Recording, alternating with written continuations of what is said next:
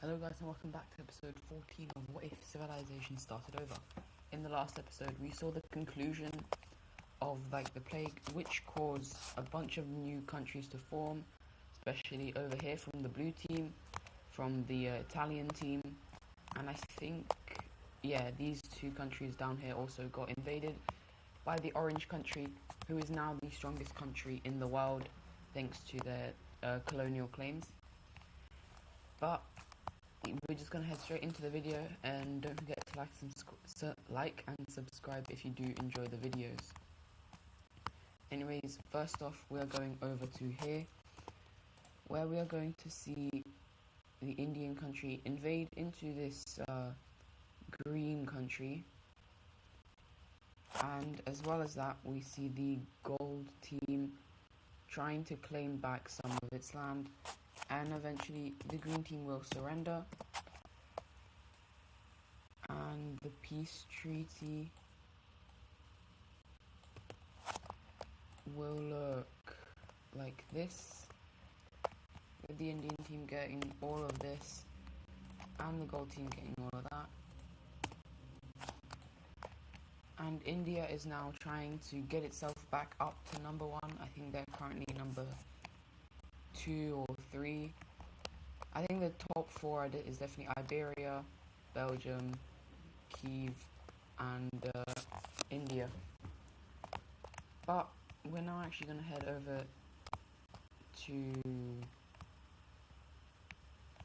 Kiev, because in the last episode, as you know, they expanded up over here, and this has caused quite a bit of instability within the country. And so first of all we see a rebellion that is favorable towards these guys happening in the former areas. We then also see a yellow country being breaking away, in this kind of Ukrainian area. We see a large dark green country taking over all of that. What the hell? Weird. And and we also see just a couple of random colored countries spotted around, and this is just gonna be bad for Kiev. But as I did say, they are the 4th strongest, so they will be able to kind of fight them off, which they easily fight off the countries down here. However, the two up here are pretty strong, and eventually they will just have to give over the land, as they just can't fight anymore.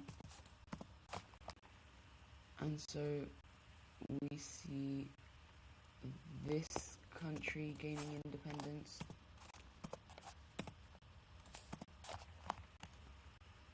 as well as this area joining back up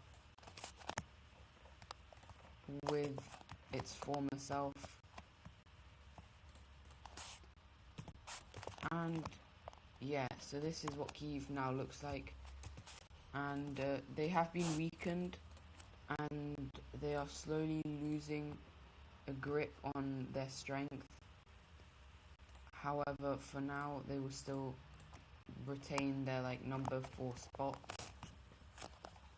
As we are heading over to the north of Africa, where we see Libya not doing too well because of a kind of invasion.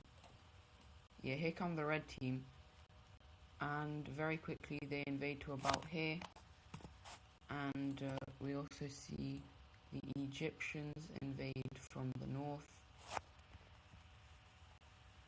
and it's just not looking good for them, and eventually they'll have to surrender. meaning that their new land will look. So the red team will get all of this, and the Egyptians will take all of that, which will make them kind of spread across the entirety of the Mediterranean. And they're not just done there, as they want this country right here, and well, they're not very strong, so yeah. Whoopsies. However, this rapid expansion by the Egyptians is not very popular with some other countries in like the Arabian Peninsula, as over here it is very kind of peaceful right now, and they don't like the idea that Egypt is expanding so quickly, and so they will be forming the anti-Egyptian alliance, which will be the Circle Military Alliance.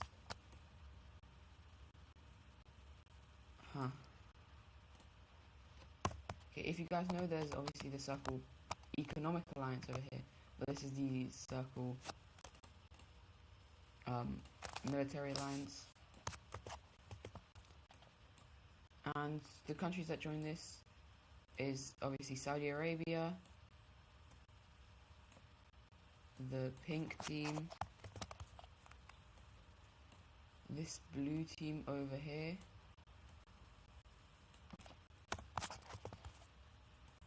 and this cyan team right there.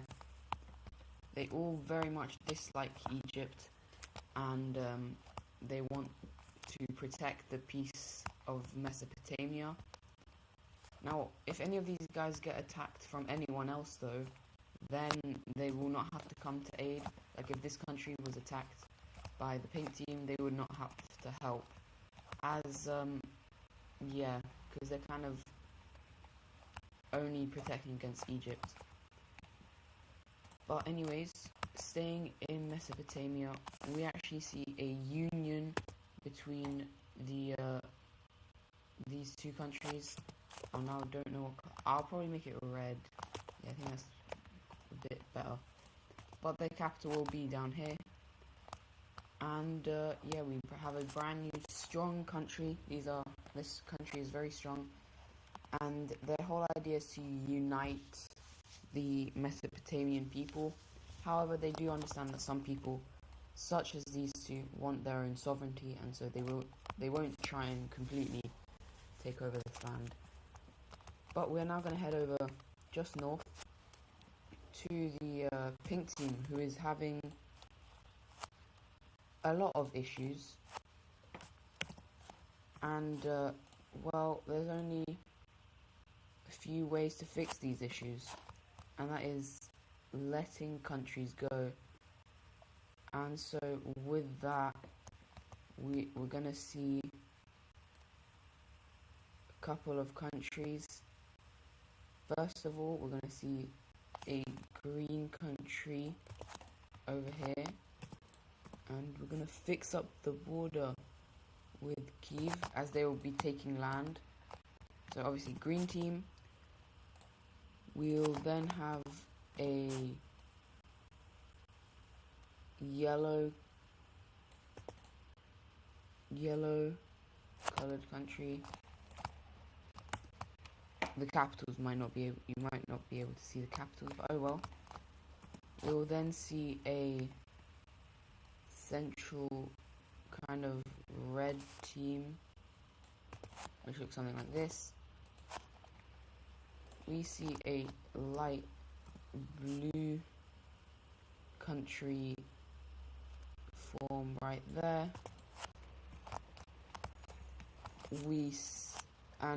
Basically, at first they're trying to do this to be kind of safe, but eventually these areas just start breaking away very quickly, and yeah, the entirety of this area is now completely kind of divided. And for the capitals, I'm hoping all of them have some major cities. Well, you obviously can't see the capital on, so I'm gonna darken it. Oh, there's a major city there. So if we colour in all the majors, okay. Yeah, there.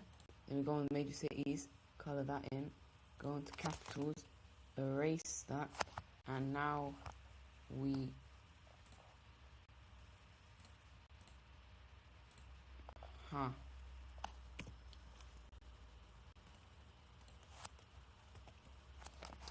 there we, yeah, close enough. Anyways, yeah, so we now have a more divided Central Europe. Not Europe, Central Asia. But speaking of Central Europe, we're gonna head over to the yellow team, who is on has just gotten a new leader, and well, they want to. Their first order of business is they want to rule the Alps, and so they're going to invade into the Swiss country, who for a long time has done absolutely nothing. They've been like real life Switzerland, very neutral, but now they're just getting invaded by the Czech country. And oh, the yellow team has expanded greatly, and this is not good for Europe, as they are whoa, I might change their color because I feel like yellow is a bit because I can't. It is. I'm going until I find a good. What about a nice dark? I kind of want to make it dark blue, but obviously Belgium. So I guess we'll make it like this. Anyways, yeah, the Czech country has now grown to this size, and their goal is to actually get sea access, which is, well, this country is a bit in the way. Oh, okay, well, that country is no longer in the way. And now that they have sea access, they are going to come over here, make a landing, and oh, okay, of course. They have now basically started their own colony, and they are putting a lot of money into this thing, as they want to make sure that they have a strong colony. However, obviously they just broke away, so they won't be able to do as much or take as much as they really want. But they have already started growing quite a lot. Seeing this, at first the orange team will feel threatened. However, they then realize that they could actually make pretty good allies with the Czech country, as they don't like the Belgians, and well, they have strategic advantage. And so this is where we actually see the Iberians. They're going to form at first an economic alliance, just so that, because obviously if they don't want to straight away go into protecting them from wars, because they're still not the strongest country, but if they can create a good economic alliance and be friends with them economically, then that could lead to a very strong, eventually, ally in the future. And so we see the Czech Republic, we see Iberia, we see the southern Iberians join this, but those are the only ones who join it for now. And yeah, but we will head over to the Balkan area, as well, Romania is experiencing some issues, and basically at this time, most countries are constitutional monarchies or just a normal monarchy. However, a couple of people down here in the south of Romania don't want to be under a monarchy. They want to be democratic. But not a lot of countries like the idea of democracy. And so this will lead to Kyiv, as well as Serbia, as well as basically all of these three, we see this southern Naples country, all kind of helping Romania fight them off. However, these guys have just so much passion, and eventually they will be forced to be given independence. And we see our first democratic nation on the map, and they're just randomly over here. However, a couple of countries that they are actually kind of friendly with is the Polish country up here, as well as the Estonians. As these two, well, they haven't done anything for basically the entire series. They've just been sitting here and chilling. So, yeah. Anyways, we're now going to head over to Iceland, who, if you guys know, they have been, or they started making their empire a couple episodes ago. And they're going to continue making their empire. And this is going to have a chain reaction. So, first of all, we see them invade into this green country. And instead of defending themselves, the green country will attack this country right here. And so Ireland is going to be like, yo, that's a good idea. And so they'll just take Wales. And then we also see Belgium join in. And yeah, we just see this kind of weird thing as we see the Lime team expand south, while they are also getting invaded by Iceland. And eventually we see peace as Iceland takes the land they want. And so Ireland will take all of this. The Belgians will take all of this. These guys will take this from the Lime team. And then the Lime team will take the rest of this area. And as you guys can see, the British Isles have been split up quite a bit. And, well, seeing what they have just done, the